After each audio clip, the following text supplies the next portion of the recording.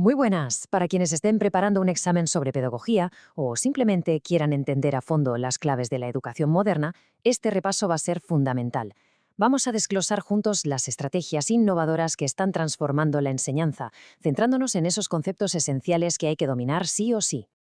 Y todo arranca con esta pregunta, una pregunta que tiene mucho peso. ¿Están nuestras aulas preparadas para los retos del siglo XXI? Porque, a ver, vivimos en un mundo que cambia a una velocidad de vértigo, con avances tecnológicos y sociales constantes, y esto exige, es que no hay otra, una manera completamente nueva de entender qué significa enseñar y sobre todo qué significa aprender. Para comprender esta transformación, lo lógico es empezar por la figura central de todo esto.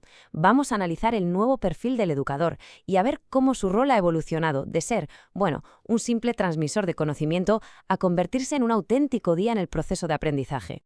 El cambio de paradigma es total. Es pasar del sabio en el estrado, esa figura que lo sabe todo, al guía que acompaña en el camino.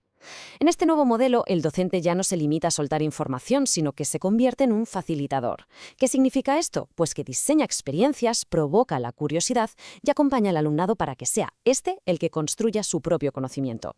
Para que esto funcione, un educador hoy en día necesita dominar tres áreas clave. Por un lado, las competencias digitales. Y ojo, no se trata solo de saber usar un ordenador, sino de integrar la tecnología con un sentido pedagógico. Por otro, la formación continua. La educación no para de evolucionar y hay que estar al día. Y por último, las llamadas habilidades blandas, que son cruciales para conectar con el alumnado, para gestionar el aula y para fomentar un clima de respeto y de colaboración. Un aspecto que cambia radicalmente es la comunicación en el aula. El modelo de toda la vida es el unidireccional, del docente al alumnado. A ver, sigue siendo útil para dar instrucciones claras o para presentar un concepto de forma directa, pero se queda muy corto. El siguiente paso, donde la cosa ya se pone más interesante, es la comunicación bidireccional. Aquí ya hay un diálogo. El alumnado puede preguntar, el docente responde. Se crea un circuito de feedback, de retroalimentación, que es vital para ajustar la enseñanza y para comprobar si de verdad se está entendiendo todo. El aprendizaje se enriquece una barbaridad. Y el objetivo final, el ideal al que se aspira, es la comunicación multidireccional. Aquí el conocimiento fluye en todas las direcciones, del docente al alumnado, del alumnado al docente y, muy importante, entre el propio alumnado. Es aquí donde de verdad se construye el conocimiento de forma colaborativa y se ponen las bases del trabajo en equipo real. Bien, si tenemos un nuevo perfil de docente y nuevos modelos de comunicación, es lógico que cambien tanto el cómo se enseña como el dónde se aprende, ¿verdad? Pues vamos a analizar ahora las metodologías y los espacios de aprendizaje más innovadores. Y aquí entra en juego un concepto que es el corazón de todo esto: las metodologías activas. Suponen un cambio radical, porque el alumnado deja de ser un receptor pasivo para convertirse en el protagonista absoluto de su aprendizaje. El objetivo es que aprendan haciendo, que conecten la teoría con problemas del mundo real. El ejemplo más claro es el aprendizaje basado en proyectos, el famoso ABP, donde se enfrentan a un reto y tienen que investigar y colaborar para resolverlo. Claro, estas metodologías chocan de frente con la idea del aula tradicional, con sus pupitres en fila. Por eso, el espacio físico también tiene que cambiar. Mirad, por ejemplo, el Orestat Gymnasium en Dinamarca.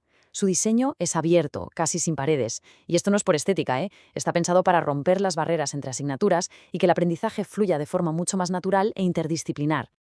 Otro caso, este ya radical, es la Green School de Bali. Aquí el propio edificio, que está hecho de bambú, ya es una lección sobre sostenibilidad. Se aprende muchísimo al aire libre, porque entienden que el entorno natural no es solo un decorado, sino una fuente de conocimiento directo y de experiencias. En Suecia, las escuelas Vitra van un paso más allá y directamente eliminan las aulas tradicionales. El espacio se organiza por zonas de aprendizaje, cada una con un propósito distinto. Una zona para investigar en silencio, otra para debatir en grupo, otra para presentar proyectos. El mobiliario, los recursos, todo en cada zona está diseñado para facilitar esa tarea en concreto.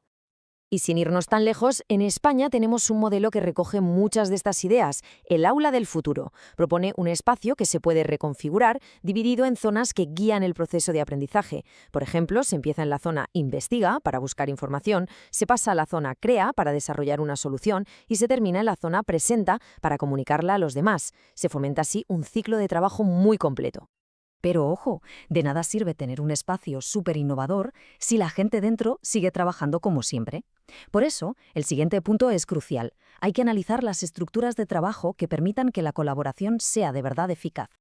Como vemos aquí, hay distintas estrategias de agrupamiento. Por ejemplo, la rotación por estaciones, que se usa mucho en Estados Unidos, permite que pequeños grupos trabajen a la vez en tareas diferentes, algunos de forma autónoma y otros, por ejemplo, con el docente. Todas estas estructuras, ya sean grupos flexibles o heterogéneos, buscan en el fondo un doble objetivo: potenciar la colaboración y a la vez personalizar el aprendizaje para cada persona. Vale, perfecto.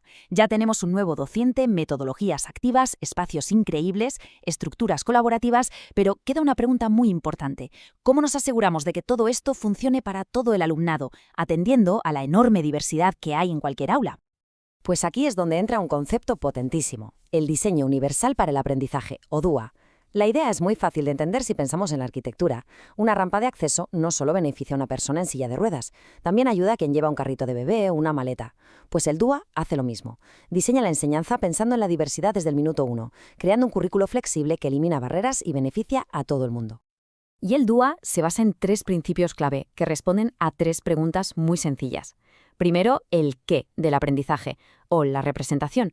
Hay que ofrecer la información en múltiples formatos: texto, vídeo, audio, un esquema, para que cada cual acceda a ella como mejor le venga. Segundo, el cómo, la acción y expresión. Hay que permitir que demuestren lo que saben de distintas maneras. A lo mejor no con un examen escrito, sino con una presentación oral o con un proyecto práctico. Y tercero, el porqué, la implicación. Hay que conectar con los intereses del alumnado, darles opciones para que elijan y así mantener alta su motivación. Muy bien, pues ya hemos recorrido todo el temario. Para que las ideas queden bien fijadas, vamos a hacer un repaso final con los conceptos esenciales, con aquello que de verdad hay que llevarse de aquí. En definitiva, la innovación educativa se sostiene sobre varios pilares. Primero, un docente que ya no es un mero transmisor, sino un facilitador. Segundo, metodologías activas que ponen al alumnado en el centro de todo. Tercero, espacios y estructuras que fomentan la colaboración real. Cuarto, el diseño universal, el DUA, como el gran principio para que nadie se quede atrás. Y no podemos olvidarnos del rol del tutor, esa figura fundamental que guía no solo en lo académico, sino también en el desarrollo personal y emocional. Y es que, como bien dice la gran diseñadora educativa Rosanne Bosch, todo esto va mucho más allá de aprobar un examen. Diseñar un mundo mejor empieza en la escuela, en cómo estamos preparando a las futuras generaciones. Así que la pregunta final no es para responderla ahora, sino que es una reflexión para toda persona que se dedique a la educación. Mientras construimos juntos el aula del futuro, la pregunta es: ¿qué tipo de educador vamos a elegir ser? Porque no es solo teoría, es una decisión que, en el fondo, define el futuro del aprendizaje.